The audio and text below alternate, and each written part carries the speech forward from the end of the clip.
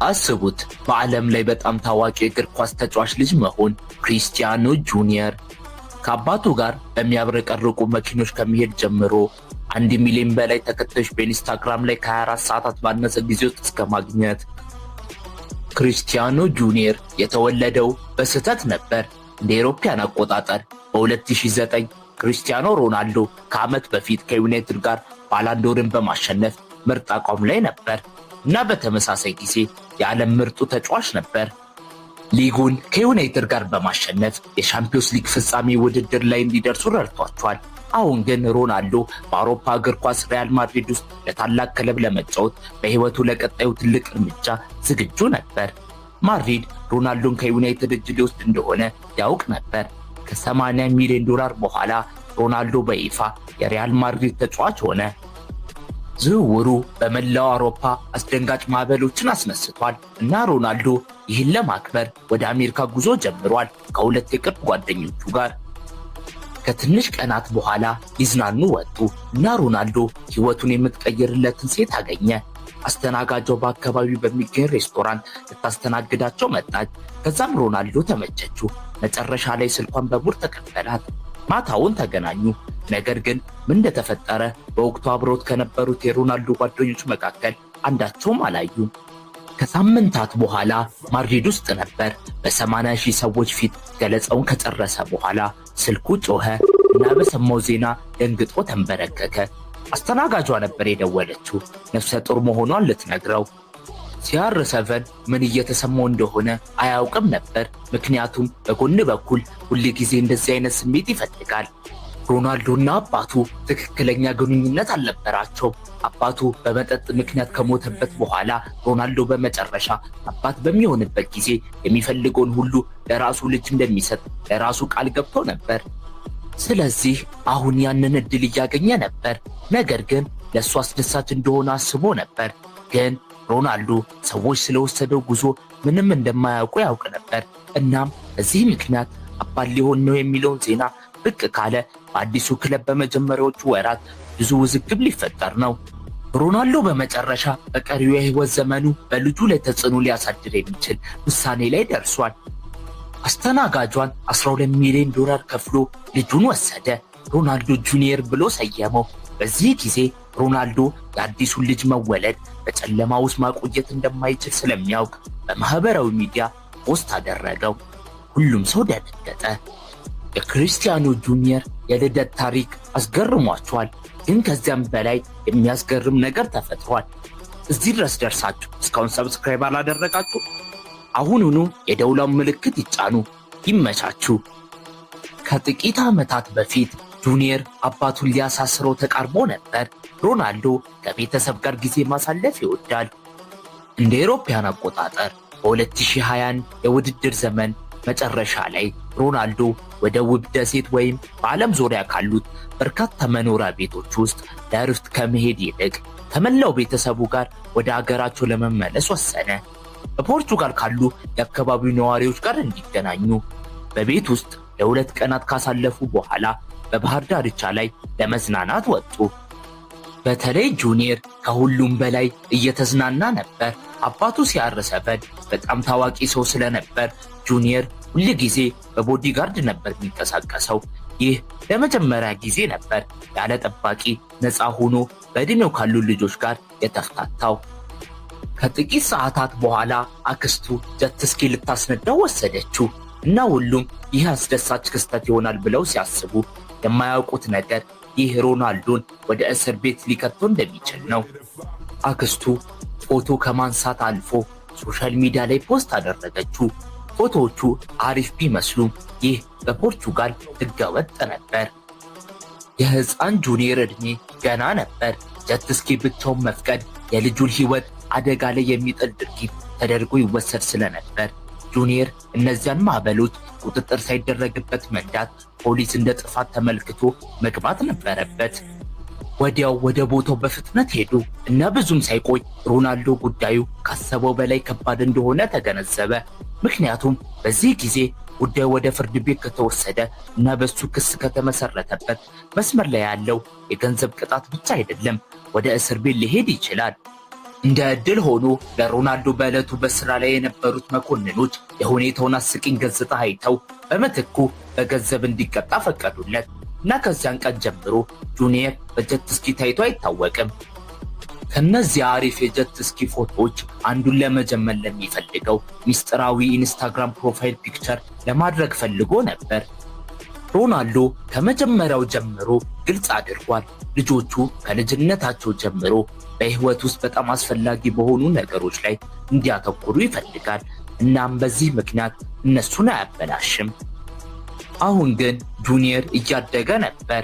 አባቱን ከስፔን እስከ ጣሊያን እና እንግሊዝ ድረስ ተከትሎታል እና አሁን በመጨረሻ ስሙን ማስጠራት ጀመረ።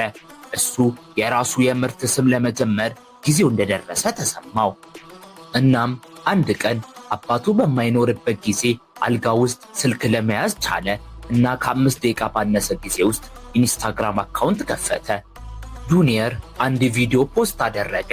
ከ24 ሰዓታት በኋላ ሰዎች የሮናልዶ ልጅ መሆኑ ሲገነዘቡ ወዲያውኑ እሱን ፎሎ ማድረግ ጀመሩ እና ከ1 ሚሊዮን በላይ ተከታዮችን አፍርቷል። ነገር ግን ጁኒየር በኢንስታግራም ላይ ያለው ተወዳጅነት አጭር ነበር፣ ምክንያቱም በማህበራዊ ሚዲያ ዝናና ታዋቂነት መካከል ባለው መንገድ ላይ ቆሞ ነበር። ክሪስቲያኖ ሮናልዶ ልጁ ያደረጋቸውን ነገሮች ሲያውቅ በጣም ተናደደ። ነገር ግን ከመቆጣት ይልቅ መጀመሪያ ኢንስታግራሙን አስደለተው፣ ከዛ ሁሉንም ነገር አስረዳው። ሮናልዶ ለጁኒየር እውነቱን ሲናገር ፎሎ ያደረጉት እሱን ስለወደዱት ሳይሆን ይልቁንም ወደ እሱ እንዲቀርቡና እንዲወድቅ ለማድረግ ነበር።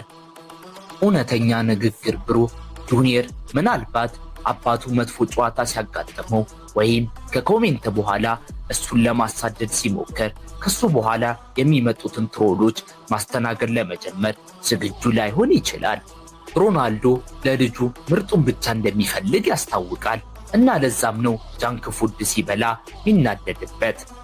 የጁኒየር አባት ሮናልዶ የአካል ብቃት አትሌት ነው። ሮናልዶ በእነዚህ ሁሉ ዓመታት ከፍተኛ ደረጃ ላይ ለመቆየት የቻለበት ዋናው ምክንያት ጤናማ አመጋገብን በመጠበቅ ነው። በቀን 6 ጊዜ ይመገባል። ሩዝ፣ አሳና ስፓጌቲ ያለ ጨውና አትክልት። አስቡት፣ በቀን 6 ጊዜ መብላት። አሁን ላይ ምንም አያስደንቅም፣ ምክንያቱም እሱ ከፍተኛ ደረጃ ላይ ደርሷል። ጁኒየር ግን ተቃራኒ ነው። ገና ልጅ ስለሆነ እሱን ልትወቅሰው አትችልም። ነገር ግን አባቱ ምንም ይሁን ምን ይበሳጫል። ጁኒየር ጃንክ ፉድ መብላት ይወዳል። አንዳንድ ጊዜ ዶሮና ቺፕስ ይበላል፣ ኮካ ይጠጣል እና ሮናልዶ ይናደዳል። ነገር ግን የ10 ዓመት ልጅ የተለመደ ባህሪ ነው ብዬ ገምታለሁ። እውነት ነው፣ ሮናልዶ በልጁ ላይ የበለጠ እየጠነከረ ያለው ዋናው ምክንያት ጁኒየር ከዚህ ቀድሞ ባጠፋቸው ጥፋቶች ነው። ሮናልዶ ጁኒየር የእግር ኳስ ተሰጥኦ እንዳለው ሲያውቅ ወደ ሪያል ማድሪድ አካዳሚ እንዲገባ አደረገው። ልጁ በጣም ጥሩ ከመሆኑ የተነሳ ለማድሪድ የልጆች ቡድን ከ50 በላይ ጎሎችን አስቆጥሯል እና እንደ አውሮፓውያን አቆጣጠር 2019 አባቱ ጁቬንቱስን ሲቀላቀል የእሱን ፈለግ በመከተል ለጁቬንቱስ ልጆች ቡድን መፈረም ነበረበት። ለቡድኑ በጣም ጥሩ በመሆን የዓለምን ትኩረት ስቧል። ጁኒየር በፖርቹጋል በተካሄደ ውድድር ለጁቬንቱስ ከ18 ዓመት በታች ቡድን በ8 ጨዋታዎች 25 ጎሎችን አስቆጥሮ በድጋሚ ለጁቬንቱስ አካዳሚ ከ50 በላይ ጎሎችን አስቆጥሯል እና በዚህ ጊዜ በልጆች እግር ኳስ ውስጥ በጣም ከተደነቁ ወጣቶች አንዱ ነበር። እንደ አውሮፓውያን አቆጣጠር በ2021 የጁኒየር አባት ሮናልዶ እንደገና ክለብ ቀየረ፣ ወደ ማንቸስተር ዩናይትድ። እዚህ ነበር የጁኒየር ስራ በእውነት የጀመረው፣ ምክንያቱም አሁን በእድሜው ካሉ ልጆች ጋር በጣም ትልቅ ሊግ ውስጥ ይጫወት ነበር። በየሳምንቱ ጎል ማስቆጠር ጀመረ። ለዋናው ቡድን በቅርቡ ይጫወታል ተብሎ ታሰበ። ማንም ሰው ከአባቱ ሮናልዶ የበለጠ ይህ ነገር እንዲሆን የሚፈልግ የለም፣ ምክንያቱም ጁኒየር ከዓመታት በፊት አባቱ ጫማ እንዳይሰቅል የሚያደርግ ነገር ስለነገረው አባቴ ጥቂት ተጨማሪ ዓመታትን መጠበቅ ትችላለህ፣ ካንተ ጋር መጫወት እፈልጋለሁ ብሎታል። ለዚህም ነው ሮናልዶ አሁንም በ40 ዓመቱ ኳስ እየተጫወተ ያለው። እሱ ስለሚደሰት አይደለም፣ ነገር ግን ከልጁ ጋር አብሮ እንዲጫወት ስለሚፈልግ ነው። በአሁኑ ጊዜ ሁለቱም በሳውዲ ፕሮ ሊግ ውስጥ ለአልናስር ይጫወታሉ እና ጁኒየር በፍጥነት እየገሰገሰ ነው። ከ15 ዓመት በታች ቡድን ውስጥ ገብቷል እና ለነሱ ጨዋታዎችን መጫወት ጀምሯል። በቅርቡ ጁኒየርና ሮናልዶን በአንድ ቡድን ውስጥ እናያለን ብለን ተስፋ እናደርጋለን። ነገር ግን በብሔራዊ ቡድን ደረጃ ሊሆን ይችላል። እርግጠኛ አይደለሁም። ምክንያቱም ጁኒየር ፕሮፌሽናል ከሆነ በኋላ ብሔራዊ ቡድንን መምረጥ ካለበት እሱ ብዙ አማራጮች አሉት። ጁኒየር የተወለደው አሜሪካ፣ ይህም ማለት በትውልድ አሜሪካዊ ዜጋ ነው እና ከፈለገ ለዩናይትድ ስቴትስ ብሔራዊ ቡድን መጫወት ይችላል። ሌላ ደግሞ ለፖርቱጋል ነው። ምናልባት ያንን ማሊያ ለብሶ የአባቱን ሌጋሲ ለብሔራዊ ቡድን ሲቀጥል ማየት በጣም ተፈጥሯዊ ሆኖ ይሰማኛል። ክሪስቲያኖ ሮናልዶ የፖርቹጋላዊ ታላቅ ተጫዋች ሲሆን በታሪክ ብዙ ኢንተርናሽናል ጎሎችን ያስቆጠረ ሲሆን በ2016 በዩሮ የመጀመሪያውን ኢንተርናሽናል ዋንጫ ያነሳው የፖርቹጋል ቡድን ካፕቴን ሆኖ ነበር። ሮናልዶ ከአሁን በኋላ ለብሔራዊ ቡድን ለመጫወት ብዙ ዓመታት አልቀረውም። ነገር ግን ጁኒየር ፖርቹጋልን መርጦ በምትኩ ከተጫወተላቸው በሚቀጥሉት ዓመታት ሌጋሲውን የቀጠለ ሌላ ሮናልዶ እናያለን ማለት ነው። ጁኒየር የአባቱን ታላቅ ተቀናቃኝ እንደ አይድል ሲመርጥ ባለፉት 10 ዓመታት ክሪስቲያኖ ሮናልዶ እና ሊዮኔል ሜሲ የህይወት ዘመን የጎት ፉክክር ፈጥረዋል። እነዚህ ሁለት እርስ በእርሳቸው ወደ አስደናቂ ከፍታዎች ወስደውታል እና ኤል ክላሲኮ ባለፉት ዓመታት ብዙ የግጥሚያ ትርኢቶችን አሳይተውናል። እብድ ነበሩ፣ አስደንቀውናል፣ አስገርመውናል። ሜሲን ጎት በማድረጉ ዓለምን አስደንግጧል። ይባስ ብሎ ሮናልዶ ስለዚህ ጉዳይ የሚያውቅ ይመስላል፣ አምኖም ተቀብሏል። ምክንያቱም ልጄ እንደ ኔይማርና ሜሲ ያሉ የታላላቅ ተጫዋቾችን ቪዲዮ ይመለከታል።